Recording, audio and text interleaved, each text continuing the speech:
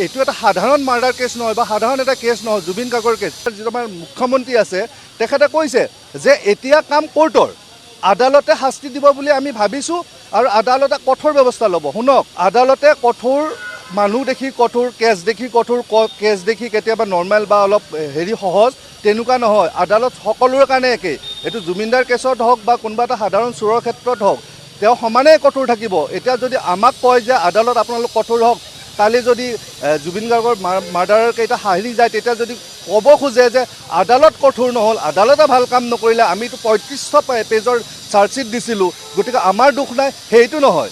৩৫০০ পেজৰ চাৰ্জশ্বিটত আপুনি ক্ৰেডিট ল'ব নালাগে। আপোনালোকে ক্ৰেডিট লওক যে আমি এনেকুৱা চাৰ্জশ্বিট দিছোঁ য'ত সেই মাৰ্ডাৰ কেইজন হাৰি যাব পৰা নাই। আমি বাৰে বাৰে কৈছোঁ যে আমাৰ আৱেগ, অনুভূতি, বিবেক, মগজু কেইটামান টকাৰ কাৰণে বিক্ৰী নকৰোঁ। গ্ৰাছৰুট তৃণমূলৰ মানুহৰ যিখিনি ছাফাৰিং, যিখিনি মানে দুখ বেদনা আছে, সেই বেদনাখিনি উকিল সমাজে বুজি পায়। মই চৰকাৰক, আমি উকিল সন্থা গুৱাহাটীৰ তৰফৰ পৰা অসম চৰকাৰ, আমাৰ সন্মানীয় মুখ্য ন্যায়িক দণ্ডাধীশ, গুৱাহাটী হাইকোৰ্ট, আমি নিশ্চয় আমাৰ উকিল সন্থাৰ তৰফৰ পৰা তেওঁলোকক লিখিম যাতে অতি সোনকালে এখন fast track court, special designated fast track court, মানে মই কৈছোঁ যে যিখন কোৰ্টে কেৱল জুবিন গাৰ্গৰে কেছটো কৰিব, তেনেকুৱা এখন কোৰ্ট অনতিপলমে এষ্টাব্লিছ কৰক। চৰকাৰে ৩,৫০০ পৃষ্ঠাৰ চাৰ্জশ্বিট দিব পাৰে, কিন্তু এটা ভলিউমে চব কথা নকয়। তাত কিমানখিনি, সিংহৰ ১০০, শিয়ালৰ ১০০, সিংহৰ এটাই হওক, চাৰ্জশ্বিটখন ১ পেজৰে হওক, যদি তাত সমল থাকে, চাৰ্জশ্বিটখনত তাত মূল্য থাকিব লাগিব, তাত জোৰ থাকিব লাগিব, যিটো জোৰত জুবিন দাক হত্যা কৰা মানুহজনক মৃত্যুদণ্ডৰে শাস্তি বা 103 মাৰ্ডাৰ কেছত যাতে তেওঁলোকক ফচাব পাৰে। আমি বাৰে বাৰে কৈছোঁ যে আমাৰ আৱেগ, অনুভূতি, বিবেক, মগজু কেইটামান টকাৰ কাৰণে বিক্ৰী নকৰোঁ। আৰু এইটো এটা সাধাৰণ মাৰ্ডাৰ কেছ নহয় বা সাধাৰণ এটা কেছ নহয়। জুবিন গাৰ্গৰ কেছ। ইয়াতে আপুনি মই কথা পাতি থকা নাই, একদম গাঁৱত যিকেইটা আপুনি মানুহ দেখা পাব, মোৰ ঘৰত এটা ৬ বছৰীয়া ল'ৰা আছে। মই ক'লোঁ আপোনালোকক যে সেই ল'ৰাজনে যেতিয়া ফটোত দেখা পাইছে পেপাৰত, কৈছে দেউতা আনা পেপাৰখন জ্বলাই দিয়া, এইটো শাস্তি দিয়া। তেনেকুৱা ধৰণৰ একদম ইমান গ্ৰাছৰুট তৃণমূলৰ মানুহৰ যিখিনি ছাফাৰিং, যিখিনি মানে দুখ বেদনা আছে, সেই বেদনাখিনি উকিল সমাজে বুজি পায়।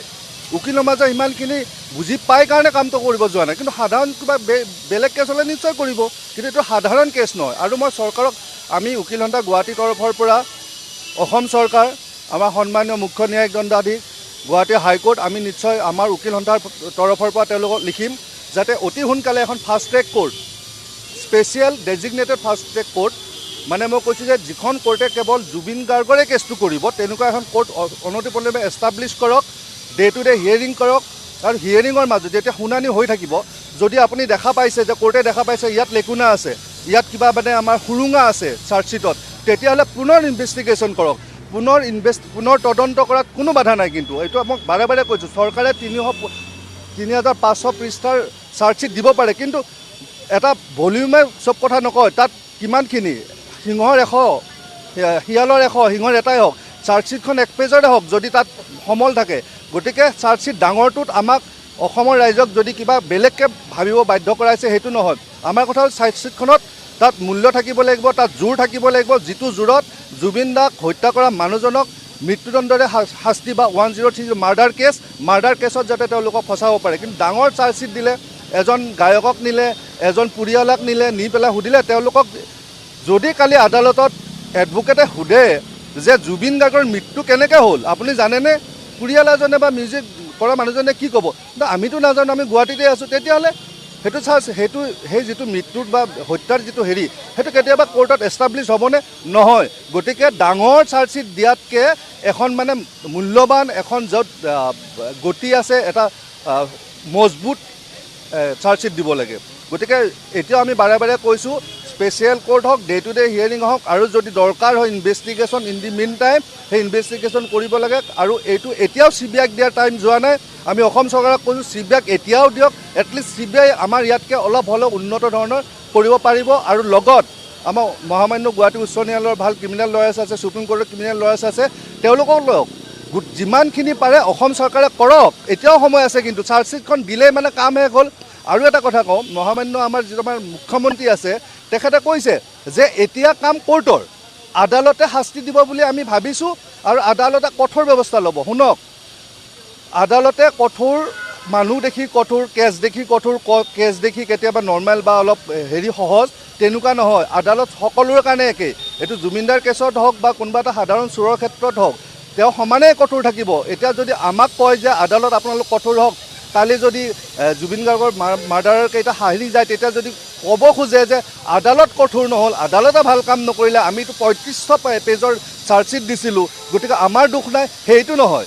3500 পেজৰ চাৰ্জশ্বিটত আপুনি ক্ৰেডিট ল'ব নালাগে। আপোনালোকে ক্ৰেডিট লওক যে আমি এনেকুৱা চাৰ্জশ্বিট দিছোঁ য'ত সেই মাৰ্ডাৰৰ কেইজন হাৰি যাব পৰা নাই। অকল জুবিনাৰ কেছতেই নহয়, কোনোবা এটা মোবাইল চুৰি কেছতো এখন যেতিয়া চাৰ্জশ্বিট দিব পুলিচে, কোৰ্টক আশা কৰিয়েই দিয়ে, কাৰণ পুলিচেতো মানুহক শাস্তি দিব নোৱাৰে, গতিকে সেই আশাটো থাকিবই।